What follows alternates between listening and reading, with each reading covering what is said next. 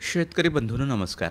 शेतकरी बंधूंनो, आपल्या अमरावती जिल्ह्यामध्ये शेतकरी बांधव या खरीप हंगामात सोयाबीन या पिकाची लागवड करत असतो. खरं तर आपल्या अमरावती जिल्ह्यासाठी, आपल्या शेतकरी बांधवासाठी सोयाबीन तसं पाहिलं तर महत्त्वाचं पीक आणि सोयाबीन या पिकातून चांगलं उत्पादन घेण्यासाठी आपला शेतकरी बांधव अगदी सुरुवातीपासून आपल्या पिकाचं पीक व्यवस्थापन करत असतो. खरं तर पीक व्यवस्थापन उत्तमरित्या केल्यानंतरही आपल्या शेतकरी बांधवांना शाश्वत उत्पादन सोयाबीन या पिकातून मिळत नाही, असं आपला शेतकरी बांधव म्हणत असतो, बोलत असतो, सांगत असतो. सोयाबीन या पिकावर येणारे जे विविध प्रकारतील रोग आहेत, या रोगाचं नियंत्रण त्या पिकाच्या महत्त्वाच्या वाढीच्या अवस्थेत जर आपण केलं नाही, तर त्याचा थेट फटका आपल्या या पीक उत्पादनावर होत असतो. आणि म्हणूनच आज आपण सोयाबीन या पिकावरील विविध रोग आणि उपाययोजना याच विषयी आज आपण अधिक माहिती जाणून घेणार आहोत. आज आपल्यासोबत आहेत प्रादेशिक सोयाबीन संशोधन केंद्र अमरावती इथल्या रोगशास्त्रज्ञ डॉक्टर राजीव घावडे आज आपल्यासोबत आहेत. आज आपण डॉक्टर घावडे यांच्याकडूनच सोयाबीन पिकावरील रोग आणि नियंत्रण याच विषयी आज आपण अधिक माहिती जाणून घेणार आहोत. डॉक्टर घावडे नमस्कार, स्वागत आपलं. नमस्कार. नमस्कार शेतकरी बंधूंनो, नमस्कार. डॉक्टर घावडे, खरं तर सोयाबीन हे महत्त्वाचं पीक आहे आणि आपल्या विदर्भात, आपल्या अमरावती जिल्ह्यामध्ये बऱ्याच ठिकाणी सोयाबीन या पिकाची लागवड केली जाते, पेरणी केली जाते. तर सुरुवातीला या सोयाबीन या पिकाच्या संदर्भात काय सांगता येईल? सोयाबीन हे महाराष्ट्रातील अतिशय एक महत्त्वाचं पीक आहे आणि त्यामध्ये प्रामुख्याने आपण जर बघतो आहे मागील 5-6 वर्षापासून, तर सोयाबीनचा हा पेरा सतत वाढत आहे. म्हणजे विदर्भ, मराठवाडा, त्यानंतर आपला जो अमरावती जिल्हा आहे, या बऱ्याचशा ठिकाणी सोयाबीनचं हे म्हणजे एरिया जो क्षेत्र आहे हे दिवसेंदिवस वाढत आहे. आणि याला कारणही असंच आहे की आपल्याला सध्या परिस्थितीमध्ये सोयाबीनशिवाय दुसरा पर्याय नाही. कारण का, हे सोयाबीन आता सुरुवातीला काय होत होतं की सुरुवातीला कपाशी हे आपलं महत्त्वाचं पीक होतं आणि कपाशी महत्त्वाचं पीक असताना कपाशीवरती खर्च त्याच्यामध्ये वाढत होता. परंतु सोयाबीनमध्ये काय झालं की खर्च कमी होता सुरुवातीला, परंतु आता सोयाबीनमध्ये बऱ्याचशा अंशी म्हणजे फवारणी, मशागत या बऱ्याचशा खर्च वाढलेला आहे. तर त्यामुळे सध्या परिस्थितीत सोयाबीनचा जो पेरा आहे तो पेरा सध्या वाढत आहे आणि कमी अधिक प्रमाणात थोडासा एक आपल्या विभागामध्ये तो वाढत आहे. खरं तर सोयाबीन हे पीक महत्त्वाचं पीक आहे आणि आपल्या अमरावती जिल्ह्यामध्ये बऱ्याच ठिकाणी आपला शेतकरी बांधव सोयाबीन या पिकाची लागवड करत असतो. हेतू एकच असतो की चांगलं उत्पादन मिळावं आणि 2 पैसे पाठीशी जर मिळालेत तर नक्कीच आपल्याला शेतीचा आणि आपल्या शेतकरी बांधवांचा विकास होईल, हेच गृहीत धरून आपला शेतकरी बांधव आपली शेती करत असतो. खरं तर सोयाबीन या पिकाची लागवड करतो, पेरणी करतो, पण बऱ्याच वेळा सांगत असतो, बोलत असतो, म्हणत असतो की सोयाबीन या पिकातून शाश्वत उत्पादन मिळत नाही, कमी मिळतं. त्याला कारणं कोणकोणती आहेत? आता सोयाबीन पिकामध्ये उत्पादन हे सुरुवातीच्या पिरियडला लोकांना भरपूर मिळायचं, परंतु मागील आपण जर 3 वर्षाचा जर विचार करतो म्हटलं तर त्यामध्ये आपली उत्पादकता कमी झालेली आहे. त्याला बरीचशी कारणं आहे. त्याच्यामध्ये आता आपला जो पाऊसमान आहे, म्हणजे वातावरणातील जो काही बदल हा शाश्वत आहे. तर यामुळे काय होतं की बऱ्याचशा अंशी आपलं उत्पादकतेमध्ये त्याचा परिणाम होत आहे आणि त्या अनुषंगाने त्याच्यावर येणारे रोग, किडी, वातावरणातील बदलामुळे हे पण वाढत आहे आणि त्याच्यामुळे सोयाबीनचं जे काही आपल्याला जी उत्पादकता आहे ती दिवसेंदिवस कमी होत आहे. पण याची सुरुवात नेमकी कुठून होते? याची सुरुवात आता आपण जर सोयाबीनचा विचार जर करतो म्हटलं तर सुरुवातीला जर आपल्याला शाश्वत उत्पन्न जर घ्यायचं असेल तर बीज प्रक्रिया हा अतिशय एक उत्तम महत्त्वाचा पर्याय आहे. आता आपण जर सोयाबीनकडे बघतो म्हटलं तर सोयाबीन शेतकऱ्यांना सध्या परिस्थितीमध्ये वाणांचा खूप मोठा पर्याय उपलब्ध आहे.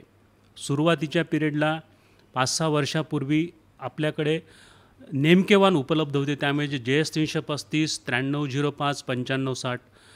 परंतु सध्या परिस्थितीमध्ये आपल्याकडे शेतकऱ्यांना बऱ्याचशे वाणाचा पर्याय उपलब्ध आहे आणि शेतकरी त्याचा उपयोग सध्या परिस्थितीत करतो आहे.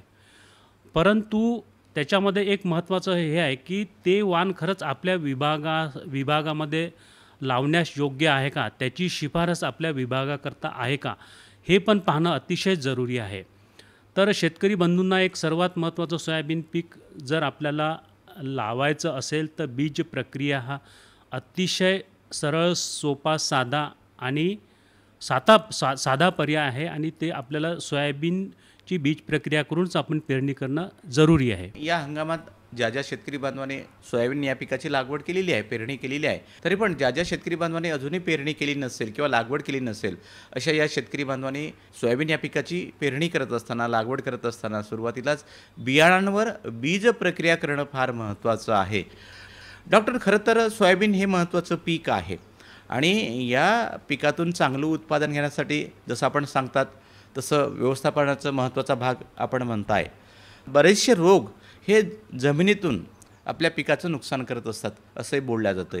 तर या रोगाच्या संदर्भात काय सांगता येईल? चांगला प्रश्न आहे सर. आता किडींपेक्षा हा रोग कसा आहे, आता आपण किडींना नियंत्रण, आपण तो जर किडा जर आपल्याला शेतामध्ये दिसला तर त्याचं आपण नियंत्रण करू शकतो. परंतु रोगाबद्दल जर बोलायचं झालं तर रोग हा आपल्याला दिसत नाही. तर रोगाचं जर नियंत्रण आपल्याला करायचं असेल तर त्याला आपल्याला प्रतिबंधात्मक उपाय करणं अतिशय जरुरी आहे. आता आपण जर बघतो म्हटलं तर विविध प्रकारच्या बुरशी, जीवाणू, विषाणू आणि सूत्रकृमीद्वारे हे या रोगाचा प्रसार आपल्या भागामध्ये होत असतो आणि त्याच्यामध्ये आपल्याला त्याचं निर्मूलन करणं अतिशय जरुरी आहे. आणि त्याला जर आपण एकदा आपल्या शेतामध्ये, पिकांमध्ये रोगाचा जर प्रादुर्भाव झाला, मोठ्या प्रमाणावर जर तो रोग वाढत असेल तर त्याचं आपल्याला निर्मूलन करणं कठीण जातं. त्याच्यामुळे आपल्याला रोगाचं जर आपल्याला निर्मूलन करायचं असेल तर एकात्मिक व्यवस्थापनाचा आपल्याला उपयोग करणं अतिशय जरुरी आहे.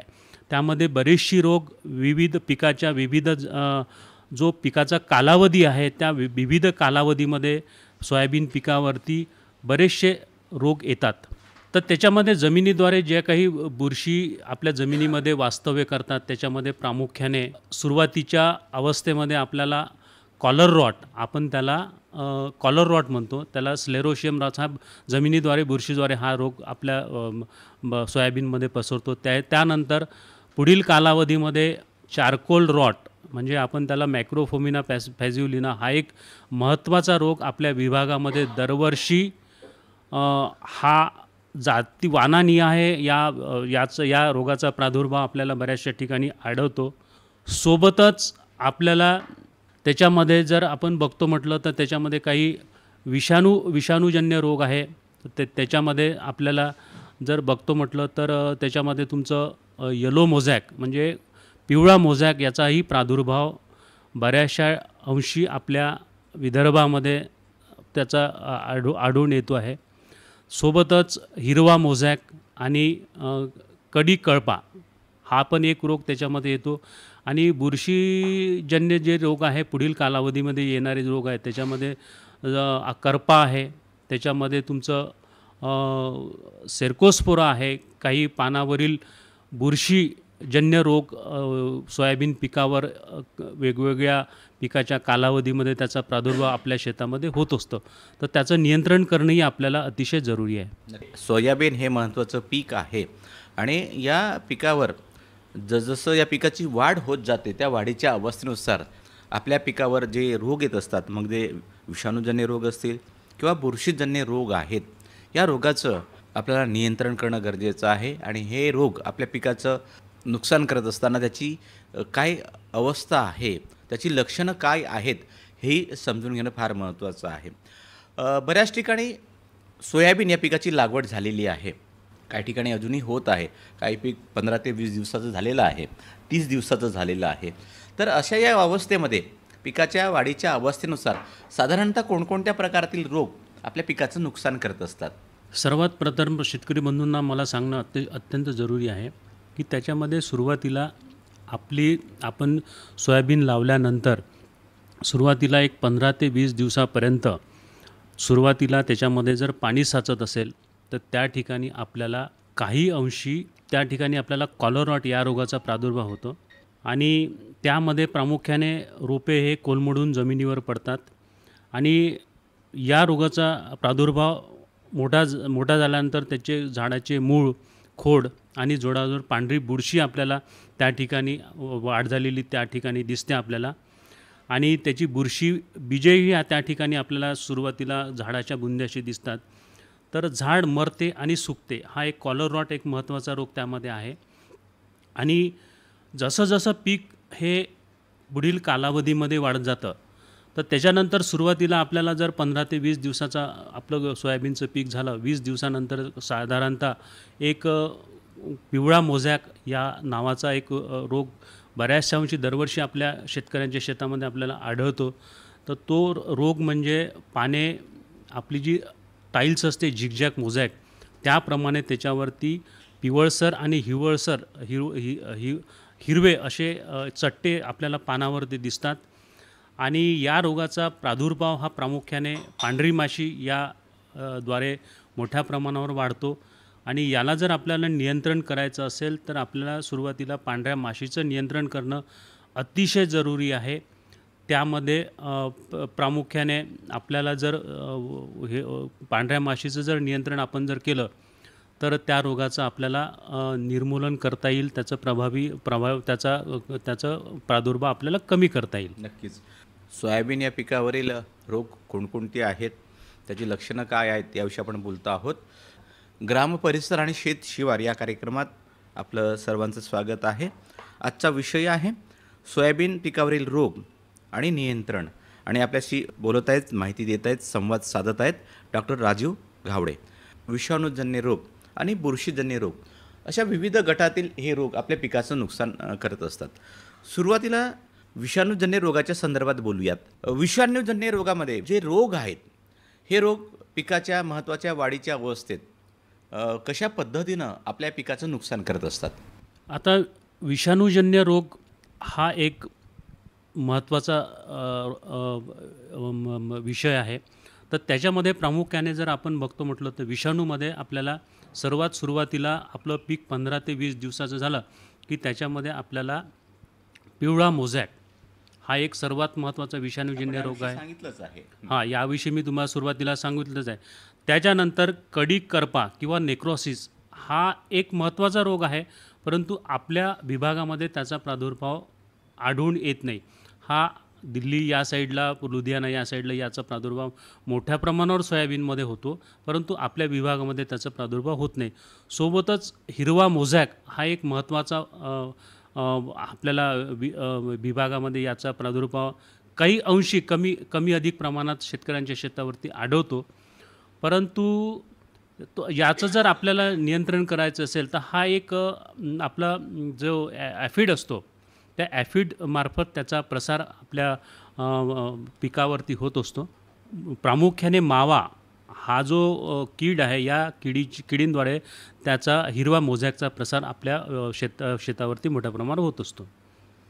आणि याचं जर नियंत्रण आपल्याला करायचं असेल तर आपल्याला सर्वात महत्त्वाचं म्हणजे सुरुवातीला जर आपल्याला काही विषाणूजन्य झाडे आपल्या शेतात जर दिसत असेल म्हणजे पिवळा मोझॅक आपल्याला जर लक्षात आलं, धुऱ्यावरती 1-2 झाडं सुरुवातीला आपल्याला त्याचे शेंडे झिगझॅग मोझॅक टाईल्सप्रमाणे दिसतात, तर ते झाडं पहिले उपळून टाकणे अतिशय जरुरी आहे.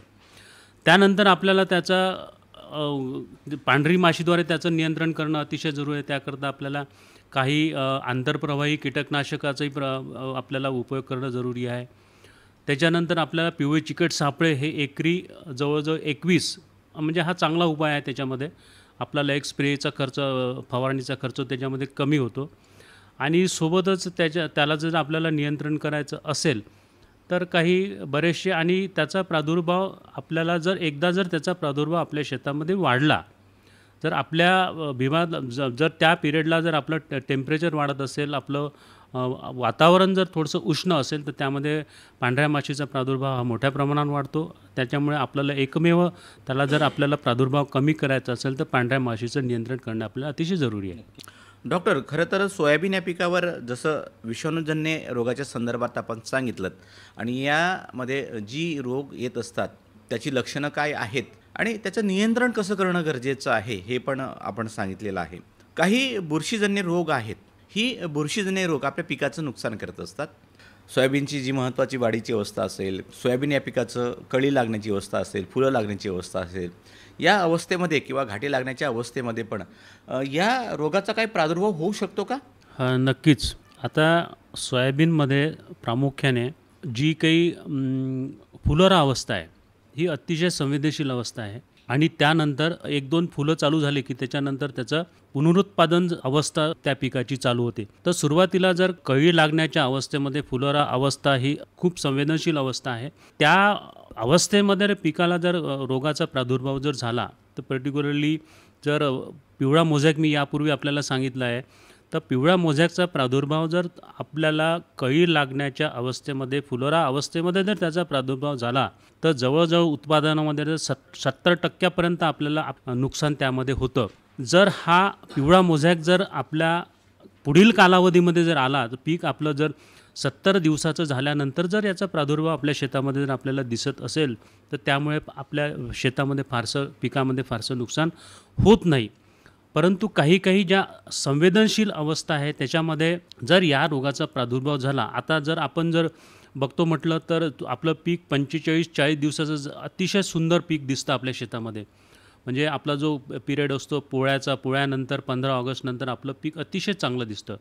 परंतु एकदा पोळा आटोपला, कारण का त्या स्टेजला आपलं जे पीक आहे हे फुलोरा अवस्था संपून हे कळी लागण्याच्या अवस्थेमध्ये असतो. शेंगा छोट्या असतात आणि पीक जर आपलं 70 दिवसाचे 70 दिवसाचं जर झालं, तर त्या पिरियडमध्ये आपल्याला एक आपल्या विभागामध्ये मागील 2-3 वर्षापासनं चारकोल नावाचा एक रोग आहे सोयाबीनमध्ये येणारा. तो रोग आपल्याला बऱ्याचशा अंशी आपल्या विभागामध्ये दिसतो आहे. तर त्याच्यामध्ये प्रामुख्याने काय होतं की जमिनीलगतच्या मुळावर आपल्याला ते भुरकट काळपट डाग दिसतात आणि खोडाची आणि मुळाची साल ही रोगग्रस्त झाल्यामुळे त्याला अन्न पुरवठा होत नाही आणि त्या स्टेजलाच आपल्या पिकाला अन्न पुरवठा अतिशय महत्त्वाचा असतो. आणि त्या स्टेजला जर पाण्याचा जर ताण पडला, त्या ठिकाणी जर पावसाचा जर खंड असेल, जवळजवळ 10-15 दिवसाचा जर खंड पडला असेल, तर त्या ठिकाणी आपल्याला त्या रोगाचा प्रादुर्भाव मोठ्या प्रमाणावरती वाढतो.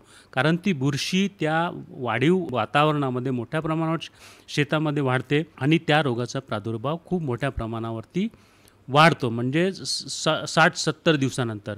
आणि अल्टिमेटली त्याचा जो परिणाम आहे तो आपल्या पिकांवरती, उत्पादनावरती परिणाम त्याचा होतो. तर त्याकरता आपल्याला जर उपाययोजना करायचा असेल, तर आता त्याच्यामध्ये प्रॉब्लेम कसा आहे की आपलं झाड जर सशक्त असेल, आपण जर अन्नद्रव्य त्याचं व्यवस्थित दिलं असेल, तर सशक्त जर झालं असेल, तर त्याच्यामध्ये ती प्रतिकारशक्ती असते, तर ते रोगाला बळी पडणार नाही. ते जर झाड अशक्त झालं असेल, तर ते रोगाला बळी पडेल. तर त्या ठिकाणी अतिशय महत्त्वाचं आहे की 60-70 दिवसापर्यंतही आपल्याला त्याची काळजी घेणं अतिशय जरुरी आहे. त्याकरता आपल्याला बीज प्रक्रिया हा एक महत्त्वाचा पर्याय आहे आणि आपलं पीक 45-60 दिवसाचं झाल्यानंतर एक बुरशीनाशकाचा स्प्रे घेणं आपल्याला अतिशय जरुरी आहे. त्यामध्ये काही संयुक्त बुरशीनाशक बाजारामध्ये उपलब्ध आहे. त्याच्यामध्ये हारू किंवा स्वाधीन म्हणजे टेबिकोनॅझोल प्लस सल्फर, त्याच्यामध्ये सल्फर आहे, सोयाबीनला अतिशय आवश्यक आहे.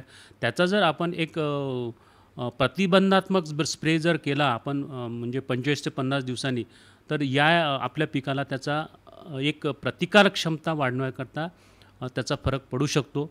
तर त्याच्यामुळे बुरशीनाशकाचा स्प्रे करताना आपल्याला निव्वळ बुरशीनाशकाचाच फवारणी करायची आहे. त्याच्यामध्ये कुठलंही कीटकनाशक, विद्राव्य खतं हे वापरू नये, ही माझी शेतकरी बांधवांना नम्र विनंती. खरं तर सोयाबीन या पिकावर ज्या विविध प्रकारात रोगाची लक्षणं आणि उपाययोजना आपल्या शेतकरी बांधवांनी काय करणं गरजेचं आहे हे आपण सांगितलेलं आहे. आणि आपल्या शेतकरी बांधवांच्या दृष्टिकोनातून या हंगामात ज्या शेतकरी बांधवांनी सोयाबीन या पिकाची लागवड केलेली आहे, पेरणी केलेली आहे, सोयाबीन पीक उत्तम आहे आणि हे पीक चांगलं असताना या पिकातनं जर शाश्वत उत्पादन घेण्यासाठी, उत्पादकता वाढवण्यासाठी काय नियोजन करणं गरजेचं आहे, काही व्यवस्थापन करणं गरजेचं आहे. विविध प्रकारातील रोगाच्या संदर्भात आपण माहिती दिलेली आहेत.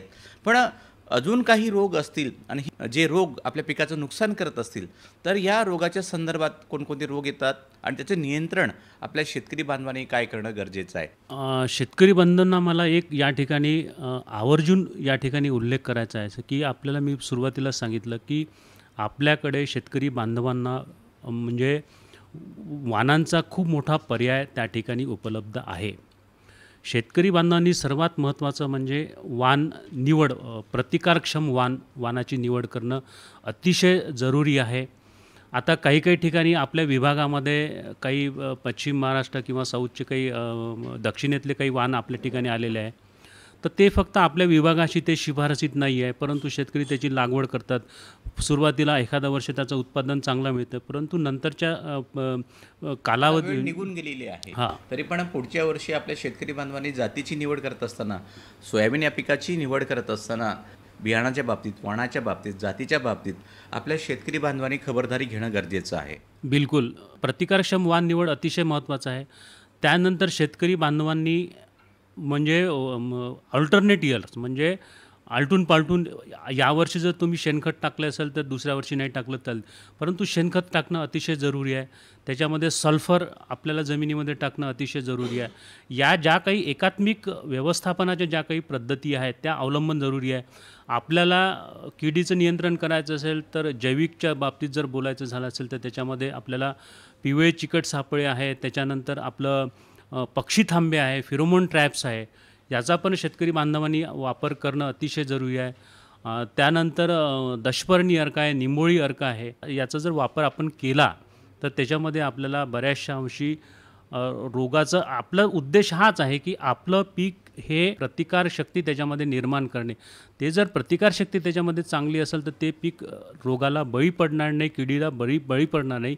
त्या अनुषंगाने त्याला आपल्याला अन्नद्रव्य व्यवस्थापनही रोग नियंत्रणाच्या बाबतीत अतिशय महत्त्वाचं आहे. आणि त्याच्यामध्ये बुरशीनाशक विविध आहे. त्याच्यामध्ये जर आपलं जैविकचा जर विचार करतो म्हटलं तर त्याच्यामध्ये आपलं बऱ्याचशा काही बुरशी आहे म्हणजे कीड बुरशी आहे. तर त्याच्यामध्ये तुमचं मेटॅरायझियम आहे, बिव्हेरिया आहे, व्हर्टिसिलियम आहे. याचा पण आपण पर्टिक्युलरली कीड नियंत्रणाच्या बाबतीत आपण उपयोग करू शकतो. डॉक्टर राजीव घावडे, आज आपण ही मुलाखत दिलीत, आलात. धन्यवाद. नमस्कार. धन्यवाद. नमस्कार शेतकरी बंधू, नमस्कार.